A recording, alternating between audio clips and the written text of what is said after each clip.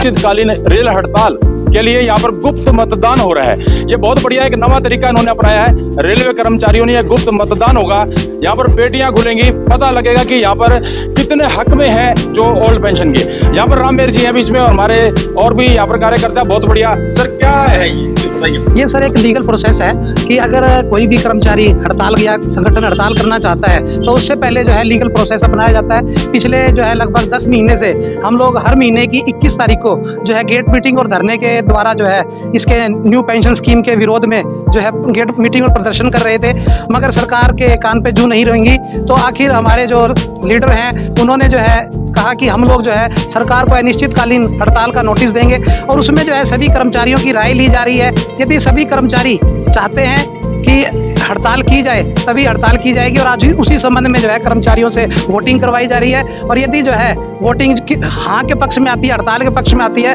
तो हमारे जो यूनियन है NRMU और जो दूसरे संगठन हमारे साथ जुड़े हुए हैं कर्मचारी संगठन, तो वो जो है हड़ताल अनिश्चितकालीन हड़ताल पर जाएंगे और उससे जो भी जनमानस को या देश को परेशानी आएगी लोगों को, तो उसकी जिम्मेवारी जो है सरकार की होगी, कर्मचारियों की नहीं होगी। क्योंकि कर्मचारी जो है पिछले 1 साल से सरकार को चेता रहे हैं कि उनके जो है आर्थिक जो हमारे स्थिति है उसको बहाल किया जाए पुरानी पेंशन के रूप में। बहुत बढ़िया जी।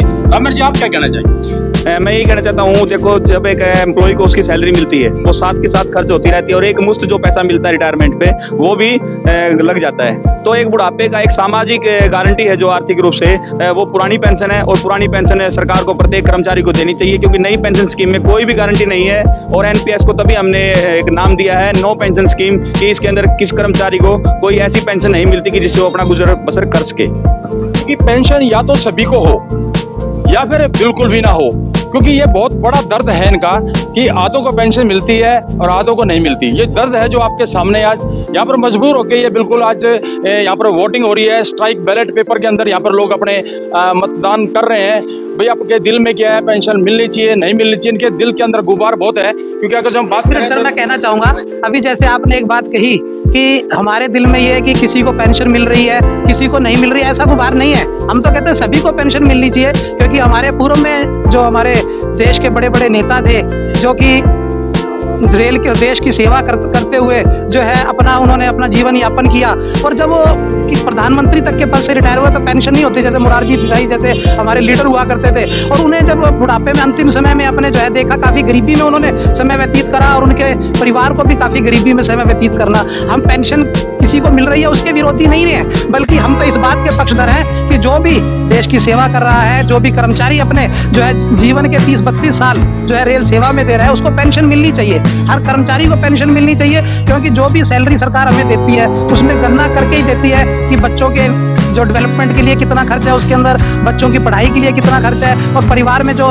एक स्वस्थ व्यक्ति के लिए आहार है पर व्यक्ति के, उसी के आधार पर ही हमें सैलरी दी जाती है। तो हम उसमें से अगर हम कुछ बचाना चाहेंगे तो वो उसमें पेट काटने वाली बात होगी, या बच्चों को जो है हम अच्छा जीवन यापन नहीं दे पाएंगे। तो सरकार भी जब ये चाहती है कि हम बच्चों को अच्छा जीवन यापन दें, अच्छा आहार दें, तो उसके बाद बुढ़ापे में जब हम सेवानिवृत्त हो रहे हैं तो हमारी जो आर्थिक स्थिति की जिम्मेवारी किसकी है? तो सरकार की है, और वो तभी सरकार पूरी कर पाएगी जब हमें ओल्ड पेंशन स्कीम मिलेगी। तो इसीलिए और जो ये न्यू पेंशन स्कीम है ये इसका तो है लगभग सभी को ही पता है, आपको भी पता होगा कि इसमें कोई गारंटी पेंशन नहीं है। ये जो है शेयर मार्केट पर आधारित है, और शेयर मार्केट का कभी कोई जो है वल्ली वारिस नहीं है। आज जो है आपने देखा था पिछले कुछ समय, क्योंकि हम लोगों का जो है मान सम्मान जो है रेल का चक्का गतिमान होता है उसी के साथ है, तो हम भी अपने मान सम्मान को ठेस नहीं पहुंचाना चाहते हैं, पर क्या करें, मजबूरी है, सरकार तक अपनी बात पहुंचानी है। तो इसीलिए हमने जो है आज ये सीक्रेट बैलेट का जो है आह्वान किया है और साथियों से, और आपने देखा है किस प्रकार से जो है साथी बढ़ चढ़ कर इसमें भाग ले रहे हैं। और मुझे पूरी उम्मीद है कि इस बैलेट के जो सीक्रेट बैलेट है इसमें से यही निकल के आएगा कि हर कर्मचारी जो है यही चाहेगा कि यदि सरकार हमें हमारी न्यू पेंशन स्कीम से हटाकर ओल्ड पेंशन स्कीम में नहीं लेके आती है तो हमें उसके लिए चाहे भले ही कितना ही बड़ा कदम उठाना पड़े, हम पीछे नहीं हटेंगे। दुनिया के हर कदम पे आपको सलाम होगा, दुनिया की हर नजर को आपको सलाम होगा।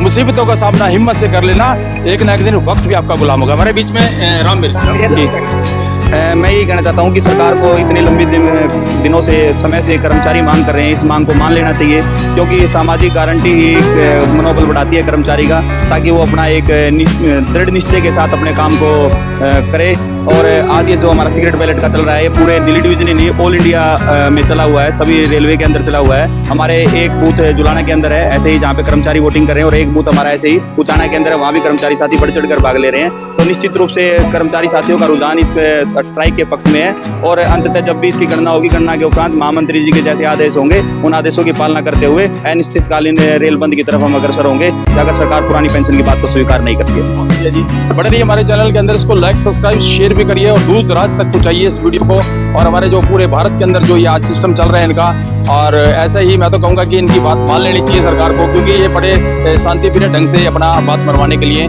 रेल कर्मचारी खड़े हैं सर। Thank you sir.